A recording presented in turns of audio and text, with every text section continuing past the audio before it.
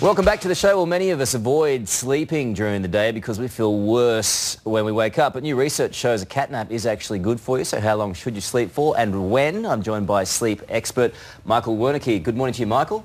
G'day, Carl. How are you? I'm really well. Now, what time, it's very difficult to do, obviously, for a lot of people during the day, but what are the benefits, first of all, of sleeping during the day?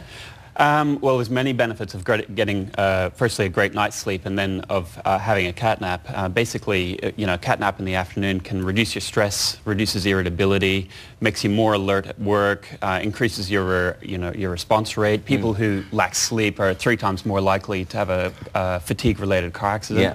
Yeah. And it's more and more being related to, or lack of sleep is being related to diseases such as obesity and cardiovascular disease. I reckon it's a very good point to make that, so actually someone made it to me before, if you sleep too long during the day, you can wake up and really lethargic. So there is a time limit. How long should you be keeping for, like Mike Dalton, our reporter there in the office?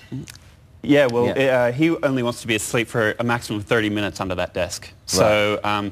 So basically, 15 to 30... What about on top of the desk? On top of the desk, you might get away with 35, but basically you only want 15 to 30 minutes maximum. The key is you don't want to enter your deep sleep phase. And if you have a cat nap, you really want to set your alarm. So I hope he's got his alarm set right there. But you really want your alarm set so that you don't enter your deep sleep phase. So that's after about 30 minutes. Why not?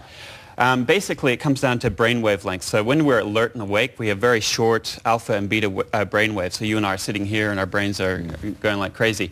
As we go into light phase of sleep, we start developing what are called theta brain waves, which are higher amplitude, slower brain waves. And as you get into your deep sleep, you get delta brain waves, which are very high amplitude, very long brain wavelengths.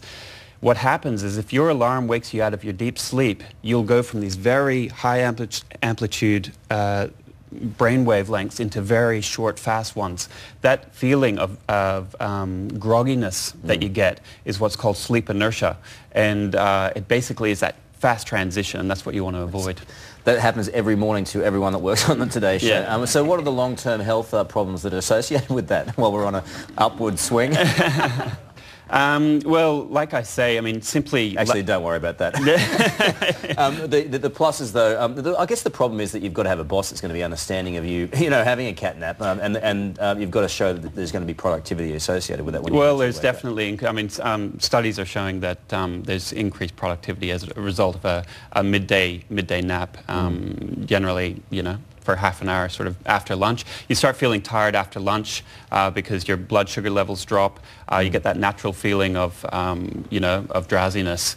But importantly, there's a phenomenon called homeostatic sleep propensity. And what that is the period of time that you were asleep the night before, from the time you wake up, is that same period of time until your body starts to prepare itself for the next night's sleep. Right. So if you wake up at 6 o'clock, you went to bed at 10, woke up at 6, that's 8 hours. 8 hours after that, roughly 1 or 2 in the afternoon, is when your body starts naturally, according to your body clock, to start feeling drowsy again. So that combined with your big lunch is why we feel tired after lunch. I don't think I've ever seen anyone look more tired than you. Oh, thank you. It's your hotel. You put me up here. Just for that look, dude. Seriously, man, you look like you need to sleep. Yeah, thank you. Thank you very much. Well, you can go and have a sleep now. Well done. I think it's fascinating sleep, and I love sleep. It is, yeah. Good on you. Thank you very much. And send us an email today at 9.com.au. Lisa. Well, Michael had to get up early to come and hang with us. That's the reason why. So Our tired. apologies, Michael.